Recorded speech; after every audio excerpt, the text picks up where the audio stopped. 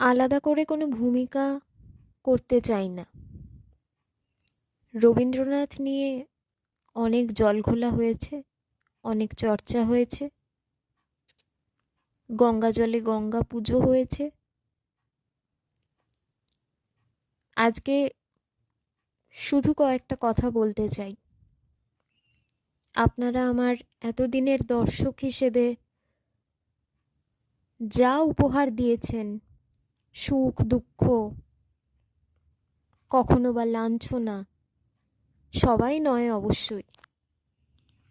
তারপর আমি এই সিদ্ধান্ত নিয়েছি যে এই চ্যানেলে আমি আর কোনো দিন ফিরে আসবো না। এ হয়তো ব্যর্থতা আমার, কিন্তু কিছু করার নেই। রাবীন্দ্রিক বলে গাল খেতে হয়েছে বেশি সমাদর পাওয়ার চেয়ে। টেগোর রিসার্চ ইনস্টিটিউট একটি জায়গার বক্তৃতা সভার আয়োজন করেছে, যেখানে ফর এবং এগেনস্ট দ্য মোশন বলতে হবে, কিন্তু মোশনটি হলো রবীন্দ্রসঙ্গীত এই প্রজন্মের ছেলেমেয়েদের কাছে আর গুরুত্বপূর্ণ নয়, প্রয়োজনীয় নয়।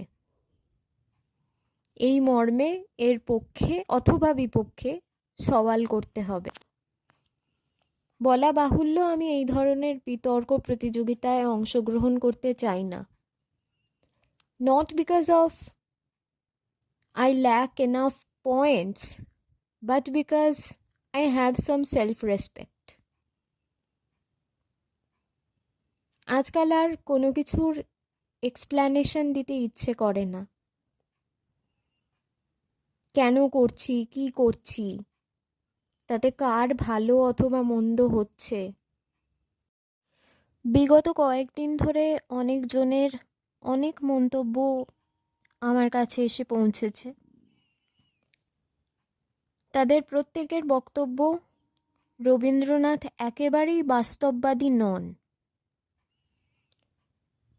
বা রবীন্দ্রনাথ যদি বাস্তববাদী হয়েও থাকেন, আমার এতদিনকার যে স্বপ্ন ছিল আর সকলের মতো রবীন্দ্রনাথেরও বায়োপিক হতে পারে, তাঁকে নিয়েও কোনো কাজ হতে পারে, তার জীবন আধারিত, জীবন আশ্রিত।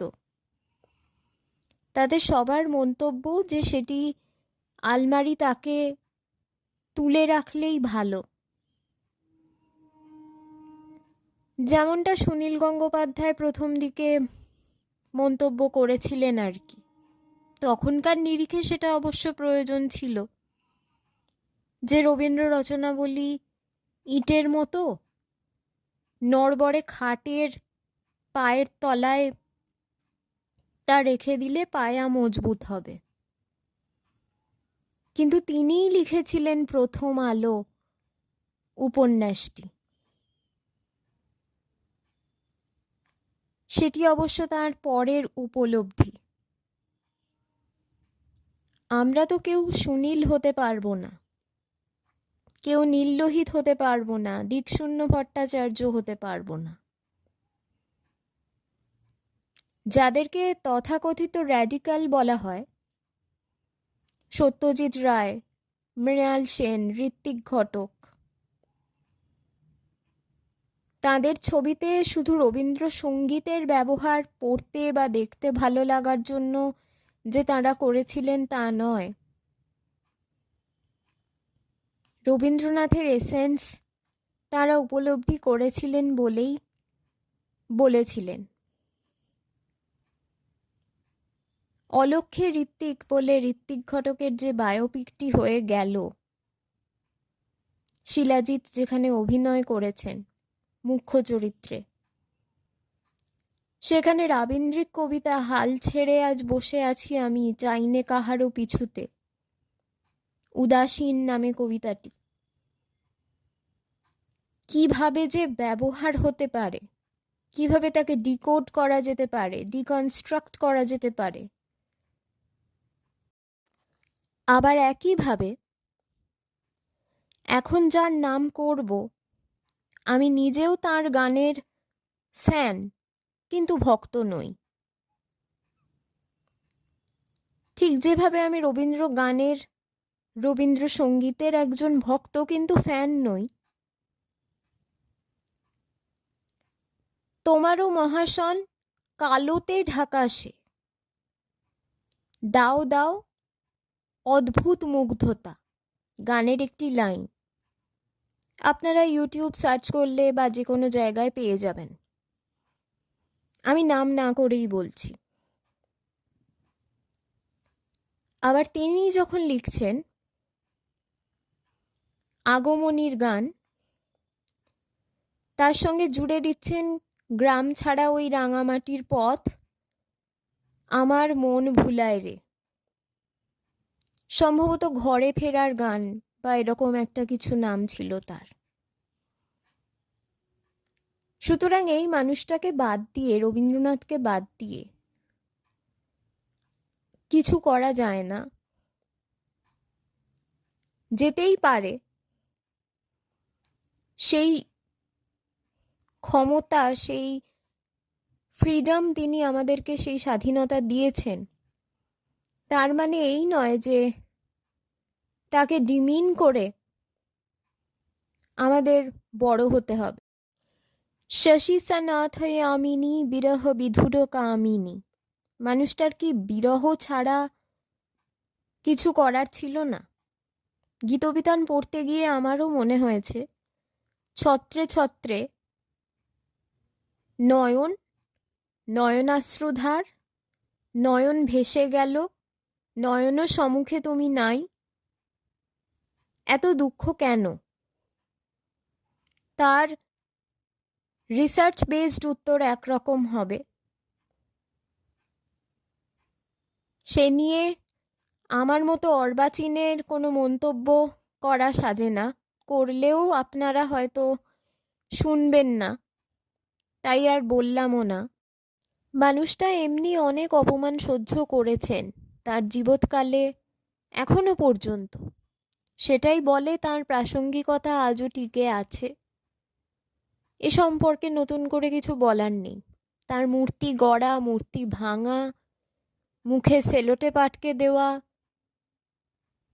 তার গীতাঞ্জলি পুড়িয়ে ফেলা, তাকে হিন্দু কবি বলে দাগিয়ে দেওয়া, ইংরেজদের তল্পি বাহক বলা, অশ্লীলতার দায়ে অভিযুক্ত করা, কোনো কিচ্ছু বাদ যায়নি। আমি তো না হয় রবীন্দ্র ভক্ত, তাকে ডিফেন্ড করারই চেষ্টা করে যাব সব সময়, কিন্তু মানুষ হিসেবে মানুষের মনুষ্যত্ব বোধ যদি একজন মৃত মানুষকে এতটা ট্রোল করতে পারে, তার আত্মাকে শান্তি দিতে না পারে, তাহলে জীবিত মানুষের প্রতি সে কতটা অবিচার করছে।